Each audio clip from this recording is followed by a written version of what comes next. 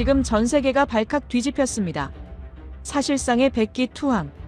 캄보디아가 휴전 합의서에 서명했습니다. 중국제 전차 20대, 로켓 진지 다수, 후방 사령부까지. 중국을 등에 업고 의기양양하던 캄보디아가 K9과 KGB의 정밀 타격 앞에 단 30분 만에 잿더미로 변해버린 겁니다.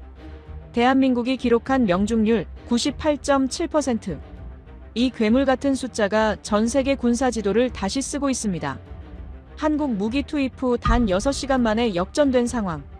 미국도 포기한 15m 정밀 타격을 한국이 성공시켰죠. 더 충격적인 건 태국 국방장관이 눈물로 서명한 휴전 합의서 뒤에 숨겨진 70년 전 약속이었습니다. 왜 한국은 강대국도 외면한 전쟁에 뛰어든 걸까요? 지금부터 믿기 힘든 그 경이로운 기록을 공개합니다. 시작하기 전 구독과 좋아요, 그리고 대한민국 화이팅 댓글로 한국을 응원해주세요. 새벽 4시 50분. 108발의 로켓이 우리 국경 마을을 불태웠습니다. 학교가 무너졌어요. 병원이 타올랐죠. 저는 40년간 태국 국방부에서 전장을 분석해온 아난 차라윗 준장입니다. 웬만한 전쟁의 잔혹함은 다 봐왔다고 자부했어요. 그런 제가 그날 상황실에서 손이 떨렸습니다. 왜냐고요? 우리 주력포의 사거리가 30km였거든요. 적의 로켓은 40km 밖에서 날아왔습니다. 반격조차 할 수 없는 전쟁. 그건 도살장이었어요. 그날 새벽, 저는 방콕 국방부 지하 상황실에 있었습니다. 평소라면 당직 장교 2~3명만 졸음을 참고 있을 시간이었죠. 그런데 갑자기 경보음이 울렸어요. 처음엔 오작동인 줄 알았습니다. 캄보디아와의 국경은 늘 긴장 상태였지만 실제로 대규모 공격이 들어올 거라고는 아무도 예상하지 못했거든요. 스크린에 붉은 점들이 하나둘 찍히기 시작했습니다. 1개, 2개가 아니었어요. 순식간에 수십 개의 붉은 점이 국경선을 따라 번져나갔죠. 상황실에 있던 장교들이 하나둘 자리에서 일어났습니다. 아무도 말을 하지 않았어요. 숨소리조차 들리지 않았죠. 그저 스크린만 바라보고 있었습니다. 첫 번째 피해 보고가 들어왔을 때 저는 제 귀를 의심했어요. 뿌라사 초등학교 직격. 학생 대피 중 피해 발생. 그 다음 보고는 더 끔찍했습니다. 국경 마을 병원 타격. 중환자실 붕괴. 저는 손에 쥐고 있던 연필을 너무 세게 쥐었나 봅니다. 똑 하는 소리와 함께 연필심이 부러졌어요.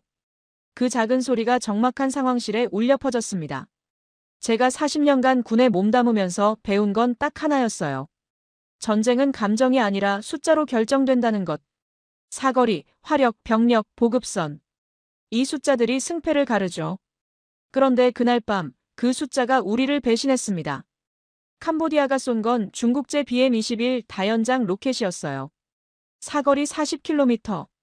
그들은 국경에서 35km 떨어진 안전한 곳에 자리를 잡고 일방적으로 우리 마을을 불태웠습니다. 그럼 우리는 어땠을까요? 태국 육군의 주력 자주포는 미국제 M109AO였어요. 사거리 30km. 아무리 전진 배치를 해도 적의 로켓 진지에는 닿지 않았습니다. 이게 뭘 의미하는지 아십니까? 우리는 맞기만 해야 한다는 겁니다. 적은 안전한 곳에서 버튼만 누르면 되고 우리 병사들은 쏟아지는 불비 속에서 죽어가야 했어요. 반격 한 번 못하고요. 저는 그때 깨달았습니다. 사거리가 닿지 않는 전쟁은 전쟁이 아니라 학살이라는 걸요. 상황실의 대형 스크린에는 열상 카메라 화면이 실시간으로 중계되고 있었습니다. 국경 마을 주민들이 대피하는 모습이 하얗게 빛나는 점들로 보였어요. 어른들이 아이들 손을 잡고 뛰고 있었죠. 짐을 챙길 틈도 없이 맨몸으로 도망치는 사람들. 누군가는 넘어졌고 다른 누군가가 그를 일으켜 세웠습니다. 그 와중에도 하늘에서는 로켓이 계속 떨어졌어요. 저는 참모들에게 소리쳤습니다. 반격 방안을 내놔라. 지금 당장. 하지만 돌아오는 대답은 한결같았어요. 사거리가 부족합니다. 전진 배치를 해도 적 진지까지 10km가 모자랍니다. 공군 지원을 요청하면 어떻겠습니까? 그것도 쉽지 않았어요. 캄보디아가 로켓 진지를 민간 지역 한복판에 숨겨놨거든요. 잘못 폭격했다가는 우리가 민간인 학살범이 되는 겁니다. 저는 즉시 동맹국들의 긴급 지원을 요청했습니다. 가장 먼저 연락한 곳은 미국이었어요. 태국은 오랫동안 미국의 우방이었거든요. 냉전 시절부터 함께해온 동맹이었죠. 그런데 돌아온 대답이 뭔지 아십니까? 지원 검토에 수 주가 소요될 예정입니다. 수주요. 우리 국민들이 지금 이 순간에도 죽어가고 있는데 수주를 기다리라는 겁니다. 중국에도 연락했습니다. 어차피 캄보디아에 무기를 판 나라니까 최소한 중재는 해줄 수 있지 않겠습니까? 하지만 중국의 반응은 더 차가웠어요. 양국 간 분쟁에 개입하지 않는 것이 원칙입니다. 그게 전부였습니다. 자기들이 판 무기로 사람들이 죽어가는데 원칙을 운운하고 있었어요. 그날 밤 저는 처음으로 동맹이라는 단어가 얼마나 허무한지 깨달았습니다. 40년간 저는 국제관계를 분석하면서 동맹의 가치를 믿어왔어요. 함께 훈련하고 함께 무기를 개발하고 함께 적을 억제한다.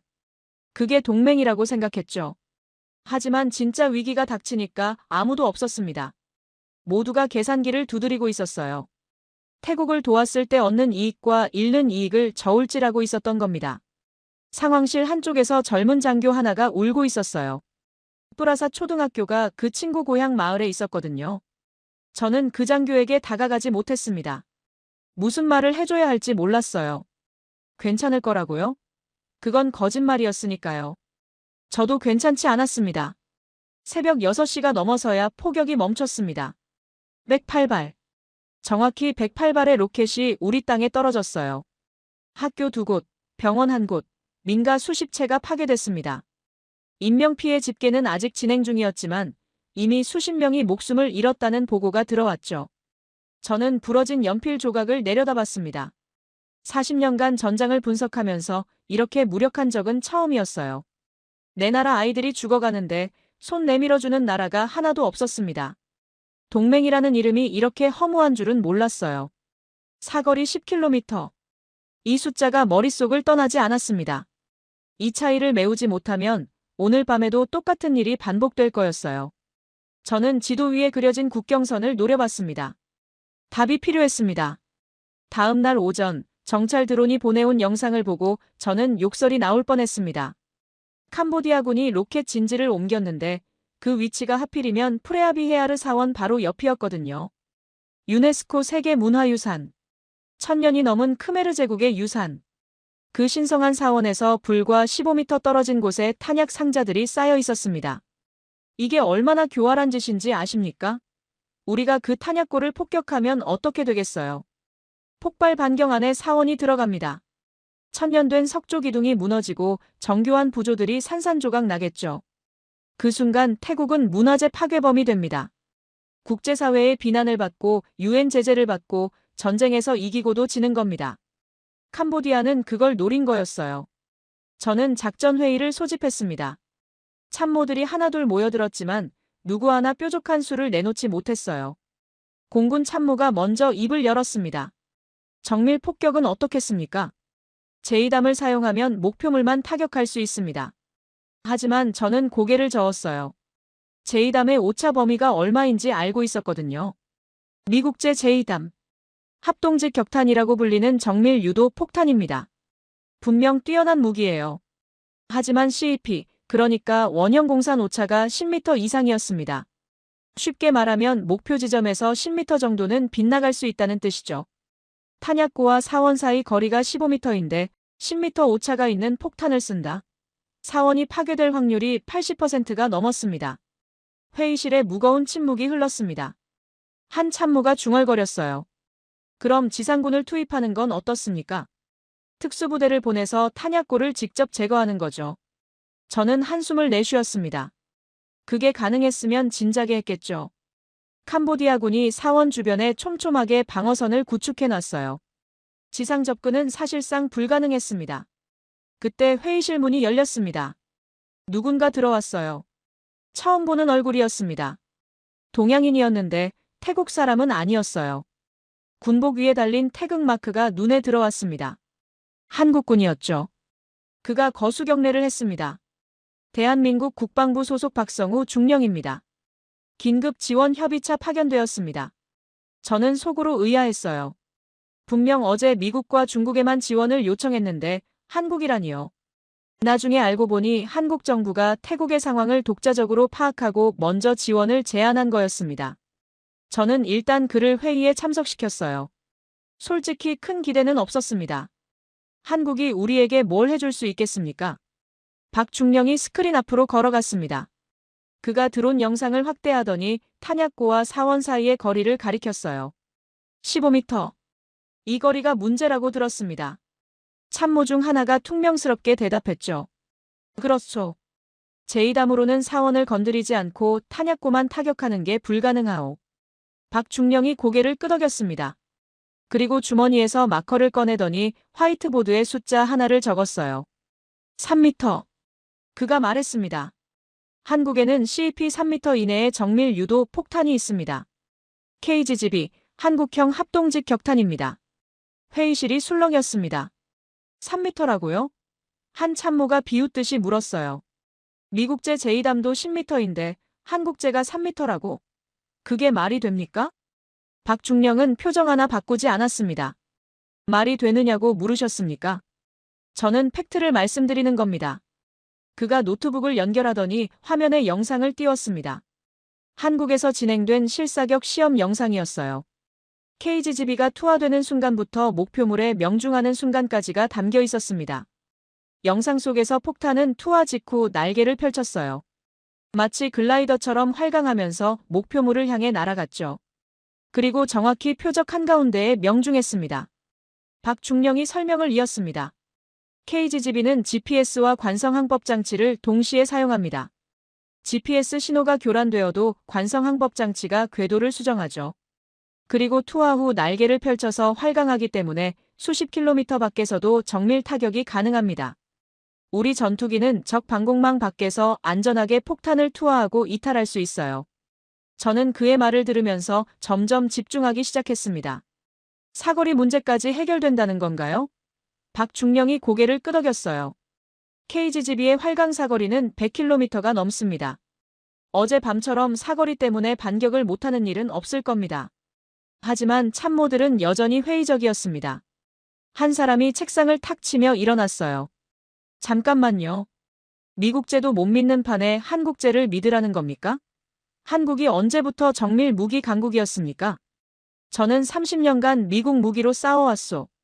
미국 것도 안 되는 걸 한국 것이 된다고요? 박중령이 그를 똑바로 바라봤습니다. 그의 눈빛은 차분했지만 흔들림이 없었어요.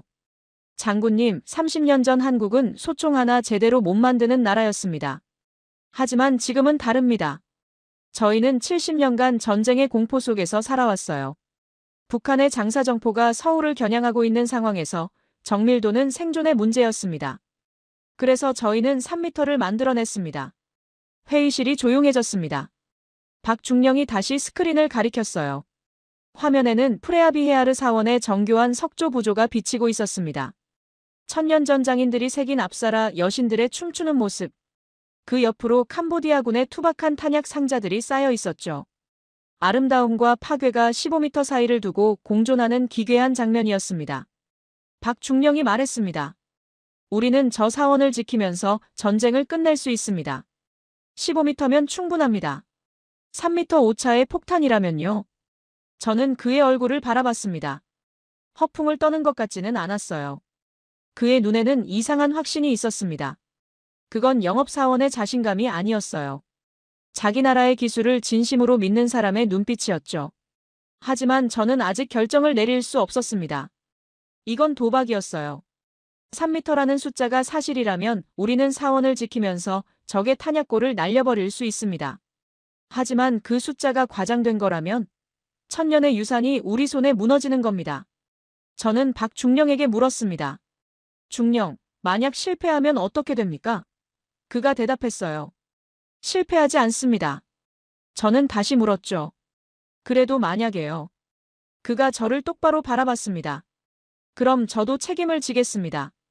한국의 이름으로요. 회의실을 나서면서 저는 생각했습니다. 저 사람이 말한 3m가 진짜인지 아닌지는 직접 확인해봐야 할 것 같았어요. 하지만 한 가지는 분명했습니다. 미국도 중국도 외면한 이 전쟁에서 한국만이 손을 내밀었다는 것. 그것만으로도 뭔가 달랐습니다. 밤하늘에 별이 떠 있었습니다. 내일이면 결단을 내려야 했어요. 15m의 도박. 실패하면 역적이 되고 성공하면 영웅이 됩니다. 저는 주머니에서 담배를 꺼냈습니다. 손이 떨리지 않았어요. 이상하게도 어젯밤보다 마음이 차분했습니다. 작전 개시 당일 새벽, 저는 태국 공군 작전 통제실에 있었습니다. 거대한 메인 스크린에는 프레아비헤아르 사원이 떠 있었어요.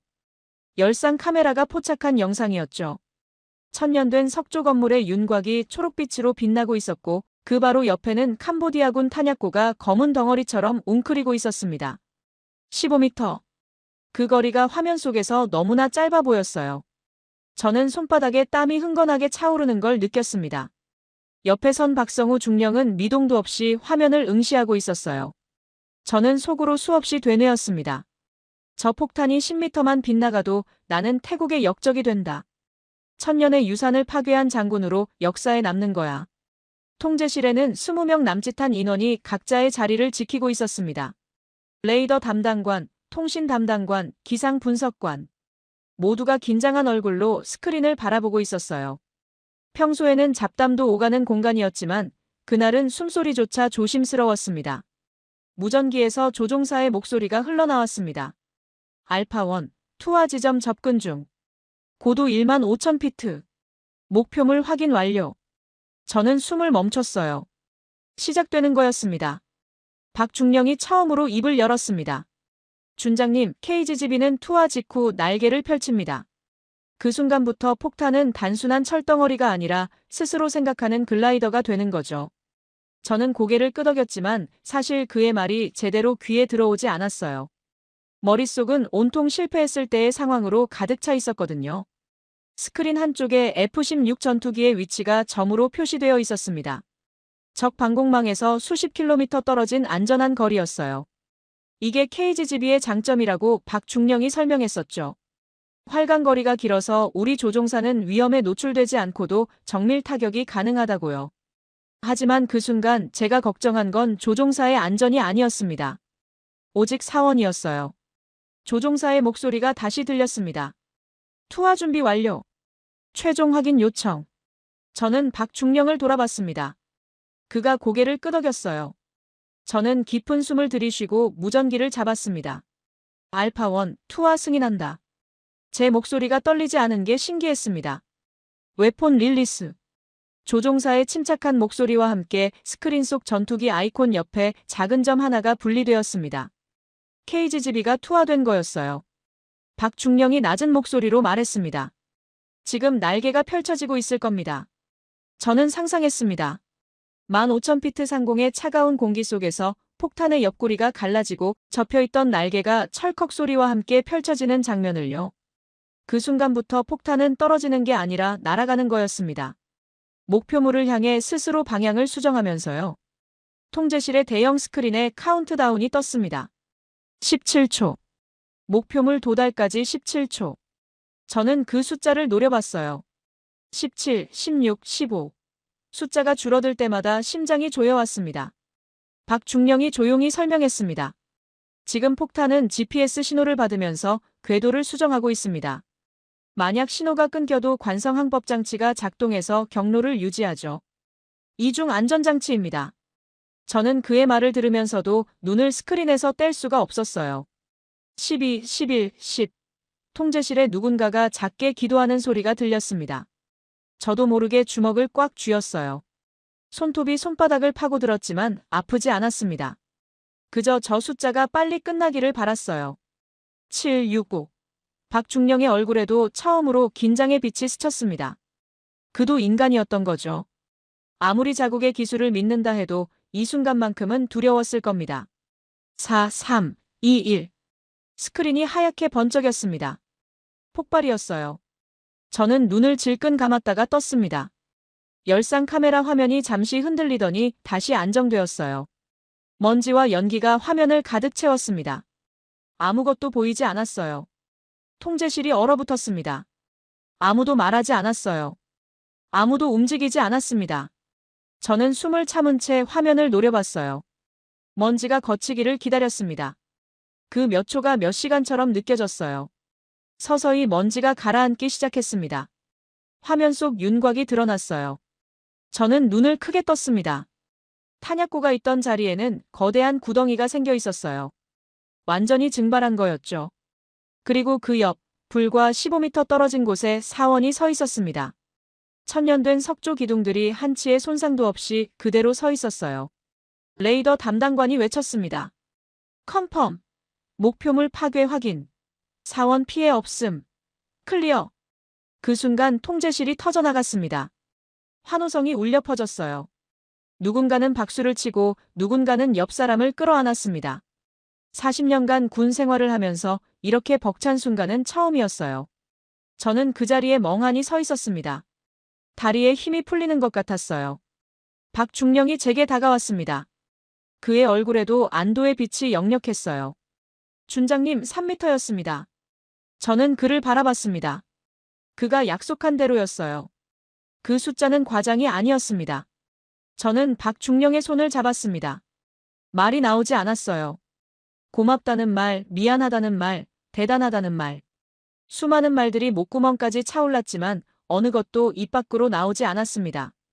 그저 그의 손을 꽉 쥐는 것밖에 할 수 없었어요. 박중령이 조용히 말했습니다. 이건 시작일 뿐입니다. 아직 전쟁이 끝난 게 아니에요. 저는 고개를 끄덕였습니다. 그의 말이 맞았어요. 탄약고 하나를 파괴했다고 캄보디아가 물러설 리 없었죠. 하지만 그 순간만큼은 기뻤습니다. 우리가 할 수 있다는 걸 증명했으니까요. 스크린에는 여전히 프레아비헤아르 사원이 비치고 있었습니다. 천년 전 크메르 장인들이 새긴 앞사라 여신들이 평화롭게 춤추고 있었어요. 그 옆에 구덩이만이 방금 전 폭발이 있었다는 걸 증명하고 있었죠. 저는 그 광경을 오래도록 바라봤습니다. 17초. 그 짧은 시간 동안 저는 지옥과 천국을 오갔습니다. 그리고 깨달았어요. 한국이라는 나라가 만든 숫자는 빈말이 아니었다는 걸요. 3m. 그 숫자가 천년의 유산을 지켜냈습니다. 프레아비헤아르 작전 이후 열흘이 지났습니다. KGB는 연일 성공을 거뒀어요. 적의 탄약고, 지휘시설, 통신기지가 하나둘 불길에 휩싸였죠. 뉴스에서는 태국군의 압도적인 우세를 보도했고 국민들은 환호했습니다. 하지만 저는 웃을 수가 없었어요. 승리의 함성 뒤에 숨겨진 균열이 보였거든요. 열흘 연속 출격. 이게 얼마나 잔인한 숫자인지 아십니까? 전투기 조종사들은 하루에 두세 차례씩 적진을 향해 날아갔습니다. 새벽에 출격하고 점심때 돌아와서 정비를 기다렸다가 저녁에 다시 출격하는 일이 반복됐어요. 인간의 몸은 그렇게 만들어지지 않았습니다. 그날 저는 공군기지를 시찰하러 갔습니다. 활주로에 도착했을 때 마침 출격을 마친 F-16 한 대가 착륙하고 있었어요. 저는 조종사를 맞이하려고 경납고 앞에서 기다렸습니다. 캐노피가 열리고 조종사가 사다리를 내려왔어요. 그런데 그가 활주로 바닥에 발을 딛자마자 무릎을 꿇더니 구토를 시작했습니다. 저는 달려갔습니다. 괜찮나? 그가 고개를 들었어요. 25살밖에 안 된 젊은 친구였습니다. 그의 얼굴은 핏기가 하나도 없이 창백했고 눈 밑에는 검은 그림자가 짙게 드리워져 있었어요. 죄송합니다, 준장님. 저는 괜찮습니다. 그가 일어서려고 했지만 다리가 풀려서 다시 주저앉았습니다. 의무병들이 달려와서 그를 부축해 갔어요. 저는 그 뒷모습을 바라보면서 속이 뒤틀렸습니다. 저 친구가 무슨 죄가 있습니까? 나라를 지키겠다고 목숨을 걸고 하늘을 나는 건데 쉴 틈도 주지 못하고 계속 출격시킨 건 우리였어요. 기지 사령관이 다가와서 보고했습니다. 현재 가동 가능한 전투기가 12대뿐입니다. 저는 귀를 의심했어요. 열흘 전만 해도 30대가 넘었거든요. 사령관이 설명을 이었습니다. 연속 출격으로 엔진 과열이 심각합니다. 부품 수급도 한계에 달했고요. 최소 일주일은 정비 시간이 필요한데 적이 그 시간을 주지 않고 있습니다. 저는 경납고 안을 둘러봤습니다. 멈춰선 F-16들이 줄지어 있었어요. 평소라면 엔진 열기로 후끈해야 할 경납고가 차갑게 식어 있었습니다. 정비사들이 분주하게 움직이고 있었지만 표정들이 어두웠어요. 부품이 없으니 고칠 수가 없는 거였죠. 가동률 40%. 공중 우세를 잃기 직전이라는 뜻입니다. 우리가 KGB로 아무리 정밀 타격을 해도 전투기가 날 수 없으면 소용이 없어요. 캄보디아는 그걸 알고 있었습니다. 그래서 끈질기게 버티고 있었던 거예요. 더 큰 문제는 지상이었습니다. 캄보디아가 T-72 전차 군단을 국경으로 밀어붙이고 있었거든요. T-72. 구소련이 만든 전차입니다. 오래된 물건이지만 여전히 무시할 수 없는 화력을 갖고 있었어요. 중국이 캄보디아에 대량으로 넘겨준 거였죠. 수십 대의 전차가 일렬로 국경을 향해 전진하는 영상이 정찰 드론에 잡혔습니다. 지상전이 시작되면 상황이 완전히 달라집니다. 공중에서 아무리 이겨도 땅을 내주면 전쟁에서 지는 거예요. 전차는 마을을 짓밟고 진지를 부수고 병력을 학살합니다. 우리 보병들이 저 철덩어리들을 막아낼 수 있을까요? 저는 불안했습니다. 작전 회의에서 참모들의 얼굴도 어두웠어요. 공군 참모가 입을 열었습니다. KGB를 전차 군단에 투하하는 건 어떻겠습니까? 하지만 육군 참모가 고개를 저었어요. 전차는 고정 목표물이 아닙니다. 계속 움직이는 목표를 공중에서 타격하기엔 한계가 있어요.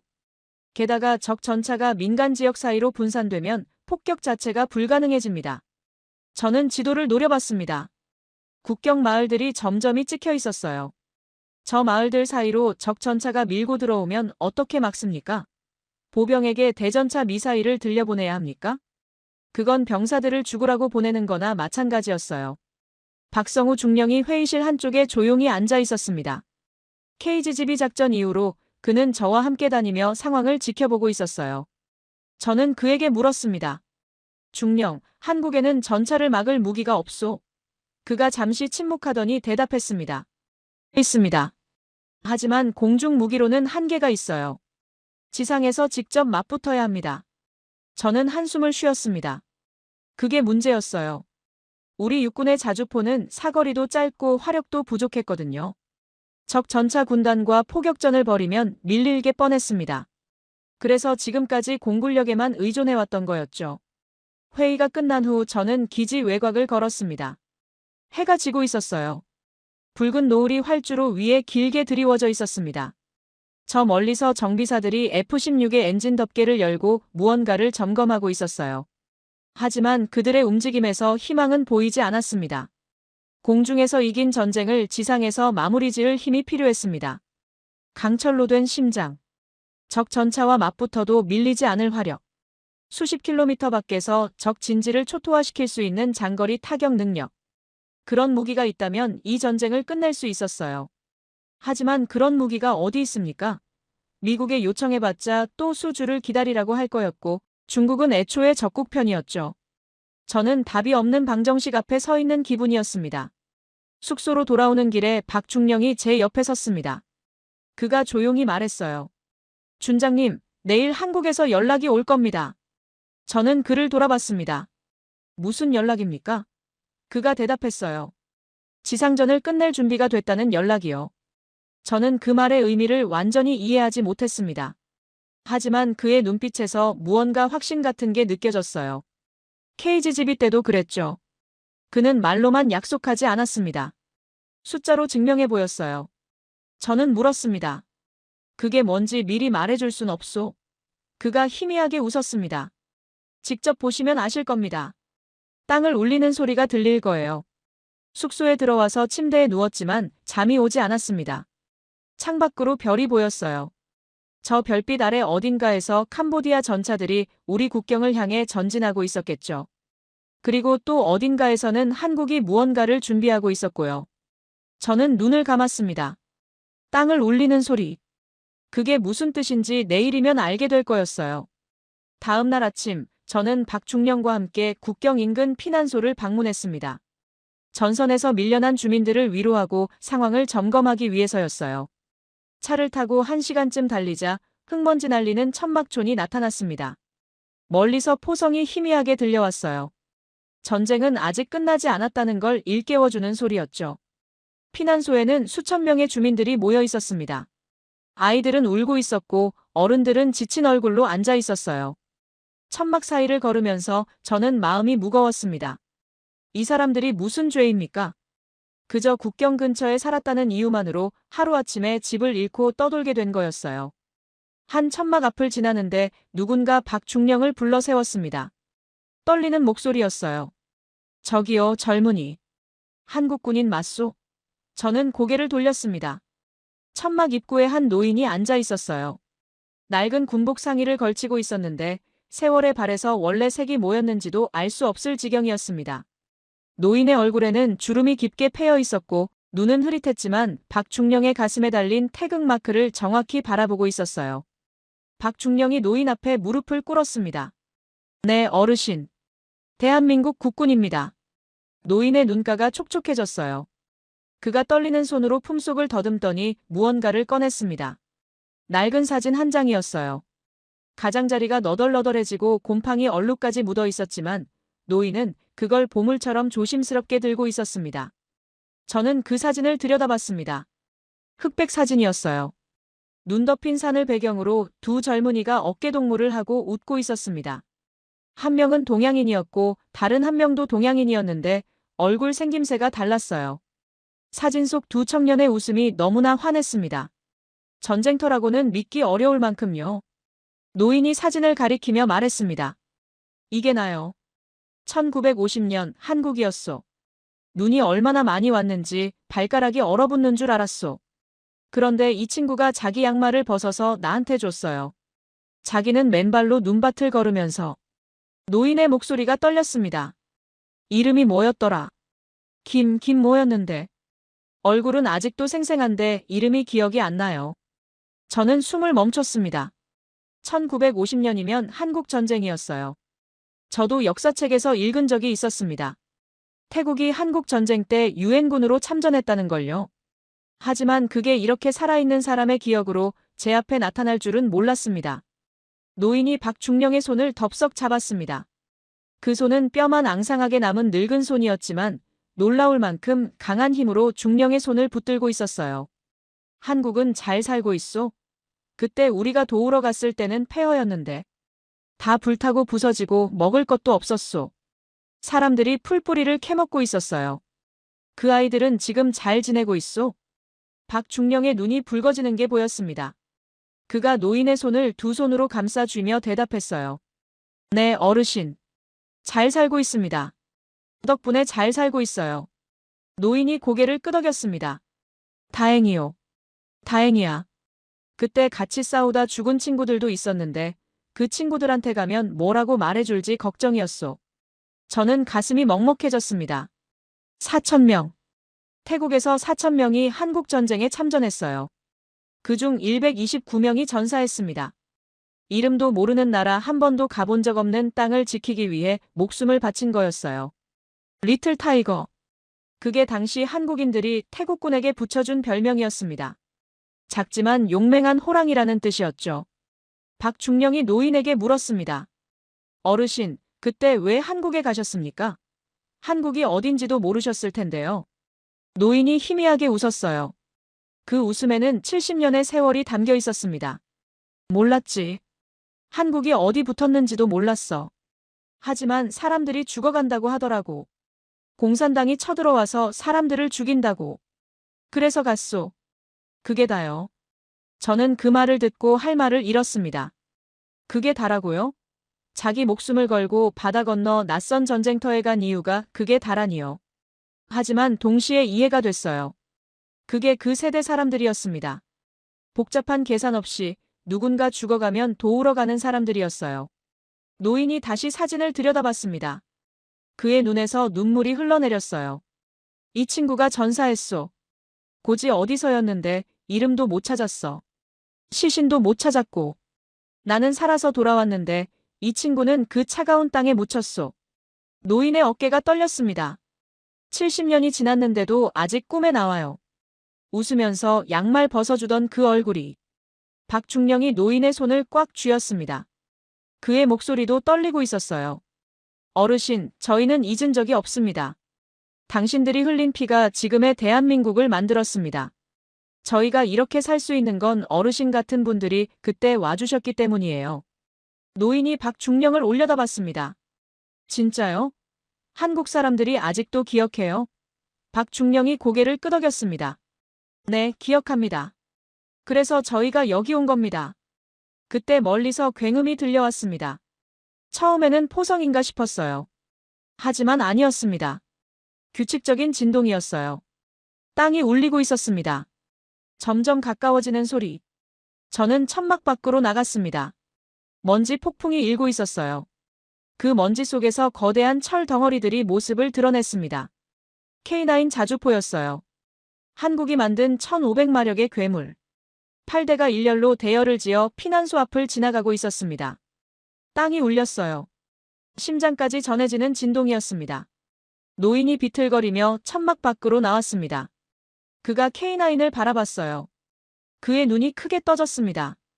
저게 한국 거요? 박중령이 대답했습니다. 네, 어르신. 한국이 만들었습니다. 노인의 입에서 신음 같은 소리가 새어나왔어요. 세상에.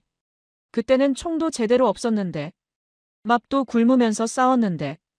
K9의 행렬이 계속됐습니다. 위장 무늬가 칠해진 차체에 태극 마크가 선명하게 빛나고 있었어요. 포탑이 천천히 회전하면서 전방을 향했습니다. 그 모습이 마치 적을 향해 고개를 든 맹수 같았어요. 저는 그 광경을 보면서 가슴이 뜨거워지는 걸 느꼈습니다. 70년 전 태국은 굶주린 한국에 쌀을 보냈습니다. 밀가루를 보냈어요. 젊은이들의 피를 보냈습니다. 그리고 70년이 지난 오늘 한국은 그 빚을 갚으러 온 거였어요. 쌀 대신 강철로, 밀가루 대신 화력으로요. 박중령이 무전기를 들었습니다. 그의 목소리에 힘이 들어가 있었어요. K9 전개 속도 올려라. 우리 형제들을 지켜야 한다. 저는 그 말을 듣고 그를 바라봤습니다. 형제라고 했어요. 장사꾼이 물건을 팔러 온 게 아니었습니다. 70년 전 피를 나눈 형제가 돌아온 거였어요. 노인이 K9을 바라보며 중얼거렸습니다. 그 친구들이 보고 있을 거요. 그 차가운 땅에서 한국이 이렇게 됐다는 걸 보고 있을 거야. 그의 주름진 얼굴로 눈물이 흘러내렸습니다. 하지만 웃고 있었어요. 처음 보는 표정이었습니다. 슬픔과 기쁨이 뒤섞인 70년을 기다린 사람의 얼굴이었어요. 박중령이 노인에게 다가가 경례를 했습니다. 한국군 장교로서 정식으로 감사드립니다. 리틀 타이거 선배님. 노인이 떨리는 손으로 답례를 했어요. 제대로 된 경례는 아니었지만 그 손에 담긴 무게는 어떤 훈장보다도 무거웠습니다. 먼지가 서서히 가라앉았습니다. K9 행렬이 전선을 향해 사라져갔어요. 1500마력의 엔진 소리가 점점 멀어졌지만 제 귀에는 그 소리가 오래도록 맴돌았습니다. 그건 단순한 기계음이 아니었어요. 70년 만에 돌아온 약속의 소리였습니다. K9이 전선에 배치된 다음 날, 저는 전방 지휘소에서 작전을 지켜봤습니다. 새벽 5시. 아직 해가 뜨기 전이었어요. 안개가 자욱하게 깔려 있었고 공기는 차갑고 습했습니다. 하지만 긴장감 때문인지 추위가 느껴지지 않았어요. 박성우 중령이 제 옆에 서 있었습니다. 그가 태블릿 화면을 보여주며 설명했어요. 준장님, 오늘 작전의 핵심은 TOT입니다. 저는 되물었습니다. TOT요? 그가 고개를 끄덕였어요. 타임 온 타겟. 목표물 동시 도달이라는 뜻입니다. K9의 가장 무서운 기술이죠. 저는 처음 듣는 개념이었습니다. 포격이라면 그냥 적을 향해 쏘는 거 아닙니까? 박중령이 화면에 그림을 그리며 설명을 이었어요. 보통 포격은 한 발씩 순차적으로 도달합니다. 첫 발이 떨어지면 적이 대피하고 두 번째 발이 떨어질 때는 이미 자리를 비운 뒤죠. 하지만 TOT는 다릅니다. 한 대의 포에서 쏜 여러 발의 포탄이 정확히 같은 시각에 목표물에 꽂히는 겁니다. 저는 이해가 되지 않았습니다. 어떻게 그게 가능합니까? 먼저 쏜 포탄이 먼저 도착하는 게 당연한 거 아닙니까? 박중령이 미소를 지었어요. 포탄마다 발사 각도와 화약량을 다르게 조절합니다. 첫 발은 높이 쏘아 올려서 포물선을 크게 그리고 다음 발은 좀 더 낮게, 그 다음 발은 더 낮게. 이렇게 하면 먼저 쏜 포탄이 하늘 높이 날아가는 동안 나중에 쏜 포탄이 먼저 도착하는 거죠. 결국 모든 포탄이 같은 순간에 목표물을 때립니다. 저는 잠시 말을 잃었습니다. 그런 계산을 실시간으로 한다는 겁니까? 박중령이 대답했어요. K9의 사격 통제 컴퓨터가 처리합니다. 목표물까지의 거리, 풍향, 기온, 기압까지 계산해서 최적의 발사 각도를 자동으로 산출하죠. 인간이 할 수 있는 영역이 아닙니다. 대형 스크린에 드론 영상이 떴습니다. 캄보디아군 전차 집결지였어요. T-72 전차 20대 이상이 모여 있었고 주변에 보급 트럭과 지휘 차량이 흩어져 있었습니다. 저들이 오늘 국경을 넘을 예정이었어요. 우리가 먼저 치지 않으면 우리 마을들이 짓밟히는 겁니다.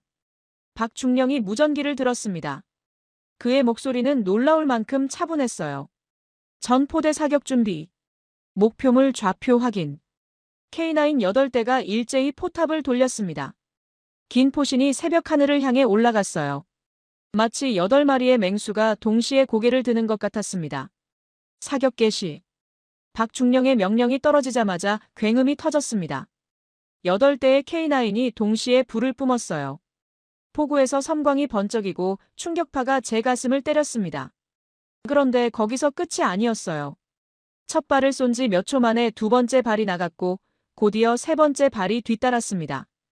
K9 한 대가 1분도 안 되는 시간에 6발을 쏟아냈어요. 저는 스크린을 바라봤습니다. 드론 영상 속 전차 집결지는 아직 평온했어요. 포탄이 날아가는 시간이 필요했으니까요. 30초, 40초. 박중령이 중얼거렸습니다.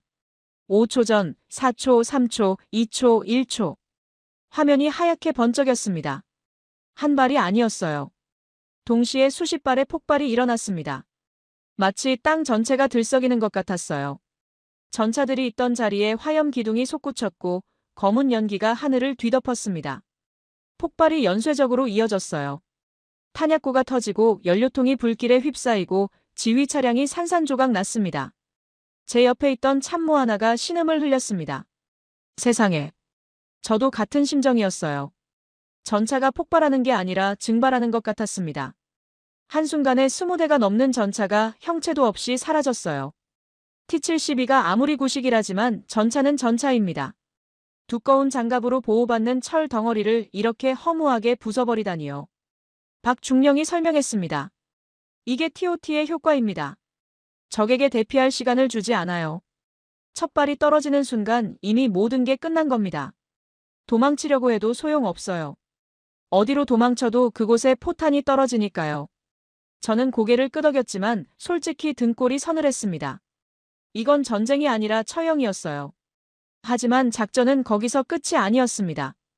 박중령이 다시 무전기를 들었어요. 천무 사격 준비. 후방 목표물 좌표 입력 완료 확인. 천무요?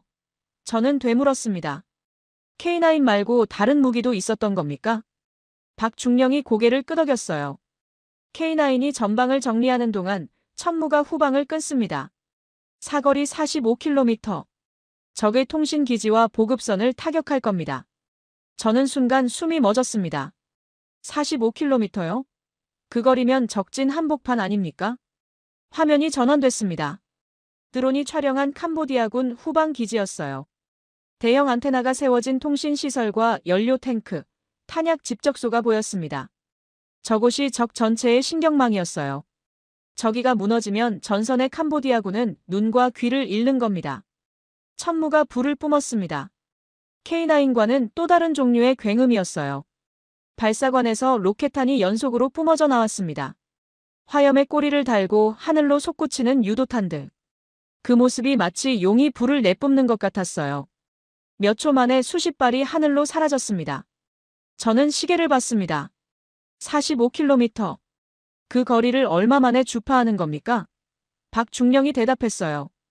2분 이내입니다. 저는 다시 스크린을 바라봤습니다. 그리고 2분 후 화면 속 통신기지가 지옥으로 변했습니다. 정밀 유도 로켓들이 안테나를 직격했고 연료 탱크가 거대한 화염 구름을 만들며 폭발했어요. 탄약 집적소는 연쇄 폭발을 일으키며 주변 시설까지 집어삼켰습니다. 캄보디아군 후방 사령부가 1분도 안 되어 잿더미로 변했어요. 제가 알기로 현대전은 정보전이라고 했습니다. 적의 위치를 알고 아군의 상황을 파악하고 명령을 전달하는 것. 그게 전쟁의 핵심이에요. 그런데 한국군은 그 신경망 자체를 잘라버렸습니다. 전선의 캄보디아군은 이제 뭘 해야 할지 모르는 상태가 된 거예요. 후방과 연락이 끊기고 보급도 끊기고 명령체계도 무너졌으니까요. 저는 박중령에게 물었습니다. 이게 한국식 전쟁입니까? 그가 대답했어요. 아니요. 이게 생존입니다. 저희는 70년간 북한의 장사정포 아래서 살아왔습니다. 서울에 1만 발 이상의 포탄이 쏟아질 수 있는 환경에서요. 그래서 저희는 저기 쏘기 전에 끝내는 방법을 연구했습니다. TOT도 천무도 모두 그 트라우마에서 나온 기술이에요. 저는 그 말을 듣고 한동안 아무 말도 하지 못했습니다. 트라우마라고요. 70년간 죽음의 공포 속에서 산 나라가 만든 무기. 그건 단순한 화력이 아니었어요. 생존 본능이 결정화된 결과물이었습니다. 드론 영상이 전장 전체를 비췄습니다. 전차 집결지는 거대한 검은 구덩이로 변해 있었고 후방 기지에서는 아직도 연기가 피어오르고 있었어요. 작전 개시부터 종료까지 채 30분이 걸리지 않았습니다. 캄보디아군의 공세 능력이 한순간에 증발한 거였어요. 박중령이 무전기에 대고 말했습니다. 작전 완료. 피해 평가 시작하라. 그의 목소리는 여전히 담담했어요. 마치 아침에 커피를 주문하듯 평온한 어조였습니다. 하지만 저는 알았어요. 저 담담함 뒤에 얼마나 많은 훈련과 경험이 있는지를요. 저는 창밖을 바라봤습니다. 해가 뜨고 있었어요. 붉은 햇살이 전장의 연기와 섞여 기묘한 빛깔을 만들고 있었습니다. 어젯밤까지만 해도 저 전차들이 우리 마을을 향해 돌진할 예정이었어요. 우리 병사들이 피를 흘리며 막아야 했을 겁니다. 하지만 지금 저 전차들은 고철 덩어리가 됐습니다. 단 30분 만에요. 지휘소를 나서면서 저는 생각했습니다. 이건 전쟁의 형태가 완전히 달라진 거라고요. 용기와 희생만으로 싸우던 시대는 지났어요. 이제는 시스템이 싸우는 시대였습니다. 더 정밀하고 더 빠르고 더 치명적인 시스템을 가진 쪽이 이기는 전쟁. 한국은 그걸 70년 동안 준비해왔던 거예요. 주머니에서 휴대폰을 꺼냈습니다. 피난소에서 만났던 노인의 얼굴이 떠올랐어요. 그때 굶주리던 나라가 이제 이런 무기를 만든다고요. 저는 웃음이 났습니다. 쓴웃음이 아니었어요. 진심으로 감탄하는 웃음이었습니다. 승리가 눈앞에 보이던 그날 밤, 최악의 소식이 날아왔습니다. 캄보디아군 잔존 병력이 국경마을 학교를 점거하고 민간인을 인질로 잡았다는 거였어요. 교사 8명과 학생 23명. 대부분이 아이들이었습니다. 저는 지휘소에서 보고를 받고 주먹으로 책상을 내리쳤어요. 비겁한 놈들. 전쟁에서 지니까 아이들을 방패로 삼겠다는 겁니까? 참모들의 얼굴도 일그러져 있었습니다. 분노와 당혹감이 뒤섞인 표정이었어요. 무전기에서 캄보디아군 지휘관의 목소리가 흘러나왔습니다. 태국군은 지금 즉시 모든 공격을 중단하라. 이 학교에는 30명이 넘는 민간인이 있다. 만약 한 발이라도 더 쏘면 이 사람들의 목숨은 보장하지 않겠다. 사흘 안에 우리 병력의 안전한 철수를 보장하라. 그것이 조건이다. 저는 치가 떨렸습니다. 저자들은 이미 진 전쟁이었어요. 전차 부대도 박살났고 후방 지원도 끊겼고 명령 체계도 무너졌습니다. 그런데 마지막으로 아이들을 볼모로 잡다니요. 전쟁에서 가장 추악한 짓이었습니다. 참모회의가 소집됐습니다. 협상파와 강경파로 의견이 갈렸어요. 한 참모가 말했습니다. 사흘만 기다리면 됩니다. 저들이 철수하면 인질은 풀려날 겁니다. 하지만 다른 참모가 반박했죠. 저들을 믿을 수 있습니까? 철수하면서 인질을 죽이지 않을 거라는 보장이 어디 있습니까? 게다가 저들이 안전하게 빠져나가면 다음에 또 이런 짓을 할 겁니다. 저도 고민이 됐습니다. 무력으로 해결하자니 인질의 안전이 걱정됐고 협상을 하자니 테러범에게 굴복하는 꼴이었어요. 어느 쪽을 선택해도 후회가 남을 것 같았습니다. 그때 박성우 중령이 입을 열었어요. 준장님, 한 가지 방법이 있습니다. 회의실이 조용해졌습니다. 박 중령이 태블릿을 꺼내 화면에 학교 건물의 도면을 띄웠어요. 캄보디아군은 학교 본관에 인질을 모아놓고 있습니다. 출입구마다 무장 병력을 배치했고 자폭 드론도 준비해놨어요. 강제 진입을 시도하면 드론을 터뜨리겠다는 계산이죠. 저는 물었습니다. 자폭 드론이요? 박 중령이 고개를 끄덕였어요. 소형 드론에 폭발물을 장착한 겁니다. 리모컨 하나로 건물 전체를 날려버릴 수 있어요. 단순한 인질극이 아닙니다. 저들은 최악의 상황에 대비하고 있는 겁니다. 회의실의 공기가 더욱 무거워졌습니다. 자폭 드론까지 있다면 어떻게 구출한단 말입니까? 특수부대가 진입하는 순간 버튼 하나로 모든 게 끝나는 거잖아요. 저는 깊은 한숨을 내쉬었습니다. 박 중령이 말을 이었어요. 하지만 방법이 있습니다. 저희가 가져온 장비 중에 전자전 제밍 시스템이 있어요. 드론의 통신 신호를 차단할 수 있습니다. 리모컨을 눌러도 드론이 작동하지 않게 만드는 거죠. 저는 눈이 번쩍 떠졌습니다. 그게 가능합니까? 박중령이 대답했어요. 한국은 북한의 무인기 위협에 수십 년간 대응해왔습니다. 이 정도 소형 드론은 무력화할 수 있어요. 작전 계획이 빠르게 수립됐습니다. 한국 특수팀이 투입되고 제밍 시스템이 드론을 무력화하는 동안 동시에 진입한다는 거였어요. 하지만 문제가 있었습니다. 제밍 범위 안에 들어가려면 건물에서 300m 이내까지 접근해야 했어요. 그 거리까지 들키지 않고 갈 수 있을까요? 박중령이 말했습니다. 야간에 접근합니다. 저희 특수팀은 야간 작전에 숙달되어 있어요. 그리고 한 가지 더. 그가 잠시 말을 멈췄습니다. 이 작전에서 가장 중요한 건 인질의 안전입니다. 적을 제압하는 것보다 사람을 구하는 게 우선이에요. 무기는 이겼으나 사람을 잃으면 진 전쟁입니다. 저는 그 말에 가슴이 뜨거워졌습니다. 맞는 말이었어요. 우리가 이 전쟁을 시작한 건 땅을 지키려는 게 아니었습니다. 국민을 지키려는 거였어요. 아이들을 죽게 놔두고 전쟁에서 이긴들 무슨 의미가 있겠습니까? 작전은 그날 밤 자정에 시작됐습니다. 저는 전방 지휘소에서 실시간 영상을 지켜봤어요. 야간 투시경으로 촬영된 화면이었습니다. 초록빛 화면 속에서 한국 특수팀원들이 유령처럼 움직이고 있었어요. 그들의 동작은 놀라울 정도로 조용하고 빨랐습니다. 마치 그림자가 스며들듯이 건물에 접근하고 있었죠. 박중령이 무전기에 대고 속삭였습니다. 알파팀 위치 확인. 제밍 시스템 가동 준비. 무전기에서 짧은 응답이 들려왔어요. 알파팀 300m 도달. 대기 중. 박중령이 저를 돌아봤습니다. 준장님, 제밍 가동 승인 부탁드립니다. 저는 고개를 끄덕였어요. 승인한다. 화면 한쪽에 전자파 방해 범위가 원형으로 표시됐습니다. 학교 건물 전체가 그 원 안에 들어갔어요. 박중령이 말했습니다. 이제부터 저 건물 안의 모든 무선 신호가 차단됩니다.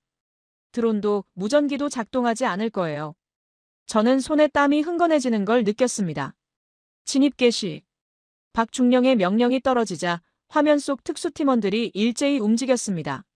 세 방향에서 동시에 건물로 진입했어요. 창문을 깨고 들어가는 팀, 지붕에서 내려오는 팀, 정문을 돌파하는 팀.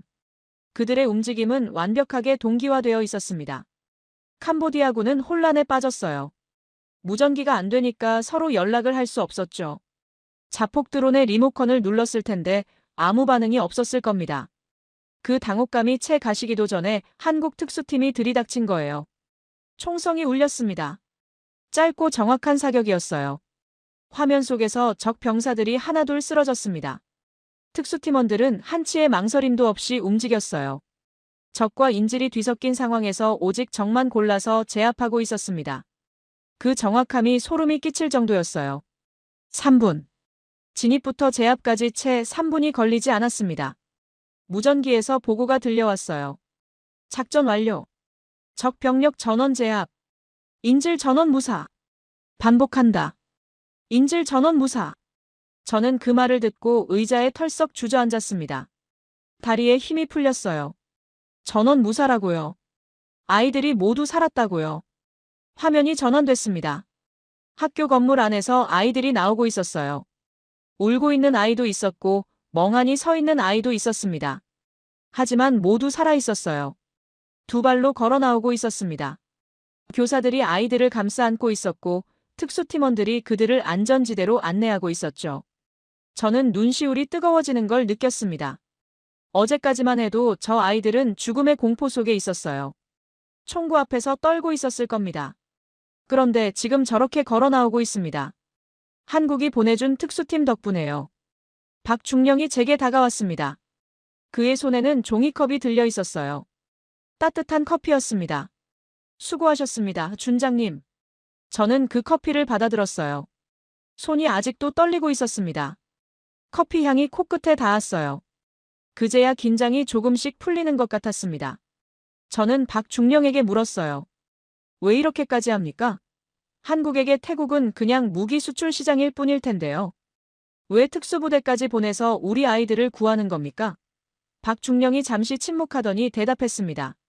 무기는 사람을 죽이는 도구가 아닙니다. 사람을 지키는 도구예요. 저희가 만드는 건 그냥 철덩어리가 아니에요. 누군가의 아버지를, 어머니를, 아이들을 지키기 위한 방패입니다. 그걸 잊으면 저희는 그냥 죽음의 상인일 뿐이에요. 저는 커피를 한 모금 마셨습니다. 따뜻한 액체가 목을 타고 내려갔어요. 창밖으로 동이 트고 있었습니다. 밤새 잠을 못 잤는데도 피곤하지 않았어요. 아이들이 살았다는 사실 하나가 모든 피로를 씻어내는 것 같았습니다. 학교에서 구출된 아이들이 부모와 재회하는 영상이 뉴스에 나왔습니다. 엄마 품에 안겨 우는 아이, 아빠 손을 꼭 잡고 놓지 않는 아이. 저는 그 장면을 보면서 생각했어요. 이게 전쟁의 이유라고요. 저 아이들의 미래를 지키는 것. 그게 우리가 싸우는 이유였습니다. 인질 구출 작전 이틀 후, 캄보디아가 휴전을 요청해 왔습니다. 더 이상 싸울 힘이 없었던 거예요. 전차 부대는 고철이 됐고 후방 지원은 끊겼고 마지막 발악마저 실패했으니까요. 저는 그 소식을 듣고도 실감이 나지 않았습니다. 열흘 전만 해도 우리는 사거리가 닿지 않아 일방적으로 맞고만 있었어요. 그런데 이제 적이 무릎을 꿇다니요. 휴전협정 서명식은 국경 인근의 임시회의장에서 열렸습니다. 천막으로 만든 초라한 공간이었지만 거기서 벌어지는 일은 역사적이었어요. 저는 태국 측 대표로 참석했고 박성우 중령도 옵저버 자격으로 함께했습니다. 캄보디아 측 대표가 들어왔습니다. 그들의 사령관이었어요. 이 전쟁을 시작한 장본인이었죠. 하지만 그의 얼굴에는 열흘 전의 오만함이 사라져 있었습니다. 눈 밑에 짙은 그림자가 드리워져 있었고 광대뼈가 도드라져 보일 만큼 볼이 꺼져 있었어요. 잠을 제대로 못 잔 게 분명했습니다. 그가 테이블 앞에 섰습니다. 협정문이 놓여 있었어요. 휴전 조건, 철수 일정, 전쟁포로 교환 절차. 몇 장 되지 않는 문서였지만 거기에는 수천 명의 목숨과 두 나라의 미래가 담겨 있었습니다. 캄보디아 사령관이 펜을 들었습니다. 그의 손이 떨리고 있었어요. 펜촉이 종이에 닿기 직전 그가 잠시 멈췄습니다. 저는 그의 얼굴을 바라봤어요. 분노인지 수치심인지 알 수 없는 감정이 그의 눈에 서려 있었습니다. 하지만 그는 결국 펜을 움직였어요. 삐걱거리는 소리와 함께 서명이 완성됐습니다. 저도 서명을 했습니다. 제 손은 떨리지 않았어요. 아니, 정확히 말하면 떨릴 여유가 없었습니다. 이 순간이 오기까지 얼마나 많은 일이 있었는지 생각하면 감정이 복잡해져서요. 서명이 끝나자 잠시 정적이 흘렀습니다. 캄보디아 사령관이 자리에서 일어나며 말했어요. 한 가지 묻고 싶은 게 있소. 그가 저를 바라봤습니다. 태국군의 그 무기들, 전부 한국제라고 들었소. 사실이요? 저는 고개를 끄덕였어요. 그렇소. 한국이 지원해줬소. 그가 쓴웃음을 지었습니다. 우리는 중국제 무기로 싸웠소. 중국이 최고라고 믿었거든. 하지만 결과는 보다시피요. 그가 고개를 저었어요. 전쟁이 끝나면 우리도 한국산을 알아봐야겠소. 적어도 중국보다는 나을 것 같으니. 저는 대답하지 않았습니다. 뭐라고 해야 할지 몰랐거든요. 승자가 패자를 조롱하는 건 품이 없는 일이니까요. 협정식이 끝나고 밖으로 나왔습니다. 햇살이 따가웠어요. 천막 밖에는 각국 기자들이 몰려 있었습니다. 카메라 플래시가 터지고 질문이 쏟아졌어요. 준장님, 이번 전쟁의 승인은 무엇입니까? 한국 무기의 성능에 대해 한마디 해주십시오. 태국군과 한국군의 협력 관계는 앞으로 어떻게 될 예정입니까? 저는 마이크 앞에 섰습니다. 그리고 이렇게 말했어요. 이번 전쟁에서 태국군은 한 가지를 증명했습니다. 작은 나라도 좋은 친구가 있으면 거인을 이길 수 있다는 걸요. 한국은 우리에게 무기만 판 게 아닙니다. 전쟁을 끝내는 법을 가르쳐 줬어요. 그날 저녁 전 세계 뉴스에서 이번 전쟁을 다뤘습니다. 저는 숙소에서 텔레비전을 켜고 보도를 지켜봤어요. CNN 앵커가 말하고 있었습니다. 동남아시아에서 벌어진 이번 분쟁은 세계 방산 시장의 판도를 바꿀 중요한 사건이 됐습니다. 한국제 무기들이 실전에서 압도적인 성능을 증명했기 때문입니다. KGB의 정밀도, K9의 화력, 천무의 사거리는 모두 기존의 예상을 뛰어넘었습니다. 업계 전문가들은 이번 전쟁을 계기로 한국이 세계 5대 무기 수출국으로 도약할 것이라고 전망하고 있습니다. 화면이 바뀌어 프레아비헤아르 사원이 나왔습니다. 천년된 석조 건물이 햇빛 아래 빛나고 있었어요. 앵커가 말했습니다. 특히 주목할 만한 것은 한국군의 정밀 타격 능력입니다. 세계 문화유산인 프레아비헤아르 사원에서 불과 15m 떨어진 적 탄약고를 파괴하면서도 사원에는 단 하나의 흠집도 남기지 않았습니다. 미국제 제2담으로는 불가능했을 작전을 한국제 KGB가 성공시킨 겁니다. 저는 텔레비전을 끄고 창밖을 바라봤습니다. 별이 빛나고 있었어요. 열흘 전 저 별빛 아래서 우리 아이들이 죽어가고 있었습니다. 하지만 이제는 끝났어요. 더 이상 포탄이 떨어지지 않을 겁니다. 더 이상 학교가 불타지 않을 거예요. 다음 날 아침 저는 한국지원단의 송별식에 참석했습니다. 그들이 본국으로 돌아가는 날이었어요. 활주로에 수송기가 대기하고 있었고 한국 군인들이 짐을 싣고 있었습니다. 저는 박성우 중령을 찾았어요. 그가 수송기 트랩 앞에 서 있었습니다. 저는 그에게 다가갔습니다. 중령, 고맙소. 진심으로요. 그가 미소를 지었어요. 아닙니다, 준장님. 저희가 해야 할 일을 한 것뿐입니다. 저는 고개를 저었어요. 아니요. 당신들이 한 건 그 이상이었소. 무기를 판 게 아니라 우리 국민을 지켜줬소. 우리 아이들을 살려줬소. 그건 돈으로 살 수 있는 게 아니요. 박중령이 잠시 침묵하더니 말했습니다. 준장님, 피난소에서 만난 노인 기억하십니까? 저는 고개를 끄덕였어요. 어떻게 잊겠소? 70년 전 사진을 보여주셨던 분이잖소. 박중령이 말했습니다. 그분 같은 분들이 아니었으면 오늘의 대한민국도 없었을 겁니다. 저희는 그냥 빚을 갚은 거예요. 그것도 아주 조금요. 저는 그의 손을 잡았습니다. 악수였어요. 말없이 오래 손을 맞잡고 있었습니다. 그 손의 온기가 아직도 기억나요. 차갑지도 뜨겁지도 않은 그냥 사람의 온기였습니다. 박중령이 수송기에 올랐습니다. 트랩이 닫히기 전 그가 마지막으로 경례를 했어요. 저도 답례를 했습니다. 수송기의 엔진이 굉음을 내며 가동됐고 거대한 기체가 천천히 활주로를 달리기 시작했어요. 그리고 하늘로 떠올랐습니다. 저는 그 수송기가 점이 되어 사라질 때까지 바라봤어요. 숙소로 돌아오는 길에 휴대폰이 울렸습니다. 국방부 장관이었어요. 베트남 국방부에서 연락이 왔다더군요. 한국 무기 도입에 대해 문의하고 싶다고요. 인도네시아에서도 같은 연락이 왔고 필리핀에서도 관심을 표명했다고 합니다. 저는 웃음이 났어요. 한국은 이번 전쟁으로 동남아시아 전체에 이름을 알린 겁니다. 무기의 성능만이 아니라 신뢰까지요. 며칠 후 저는 국경마을을 다시 방문했습니다. 전쟁의 상처가 아직 남아 있었지만 복구 작업이 한창이었어요. 무너진 학교터에 새 건물이 올라가고 있었고 불탔던 병원도 재건 중이었습니다. 그리고 무엇보다 아이들이 돌아와 있었어요. 학교 앞 운동장에서 아이들이 뛰어놀고 있었습니다. 공을 차는 아이, 술래잡기를 하는 아이, 그냥 앉아서 웃고 떠드는 아이들. 저는 그 모습을 한참 바라봤어요. 열흘 전 이 아이들의 웃음이 사라질 뻔했습니다. 포탄 속에 묻힐 뻔했어요. 하지만 지금 저렇게 웃고 있습니다. 저건 기적이 아니에요. 누군가 지켜줬기 때문에 가능한 일이었습니다. 피난소에서 만났던 노인이 생각났습니다. 70년 전 눈 덮인 한국 땅에서 싸웠던 그분. 그분이 그때 흘린 피가 오늘 이 아이들의 웃음으로 돌아온 거였어요. 역사는 그렇게 이어지는 거였습니다. 70년 전 우리가 한국에 보낸 건 사란가마니와 젊은이들의 피였어요. 하지만 오늘 한국이 우리에게 돌려준 건 저 아이들의 미래였습니다. 천년의 평화. 어쩌면 그건 과장이 아닐지도 모릅니다. 해가 지고 있었습니다. 붉은 노을이 하늘을 물들이고 있었어요. 저는 천천히 차로 걸어갔습니다. 내일부터 다시 일상이 시작될 겁니다. 서류 더미와 회의와 보고서가 기다리고 있겠죠. 하지만 괜찮았어요. 그게 평화라는 거니까요. 시동을 걸기 전 마지막으로 운동장을 바라봤습니다. 아이들의 웃음소리가 저녁바람에 실려왔어요. 저는 미소를 지었습니다. 선생님들, 오늘 이야기 어떠셨어요? 저는 피난소에서 낡은 사진을 꺼내든 그 노인의 손이 자꾸 떠오릅니다. 70년 전 눈밭에서 함께 싸운 친구 이야기를 하시면서 눈물 흘리시던 그 장면요.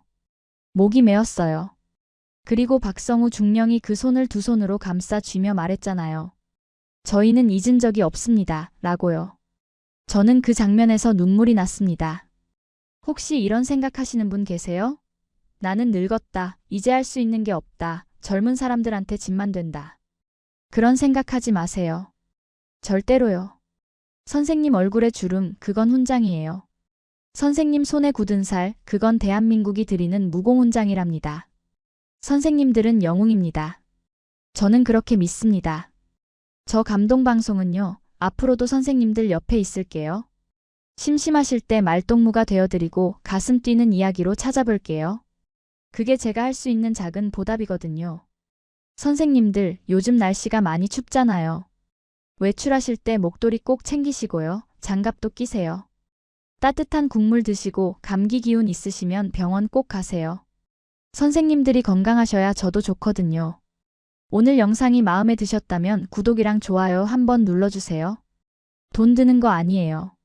로그인 복잡하시면 안 하셔도 괜찮고요. 댓글도 남겨주시면 제가 다 읽어봅니다.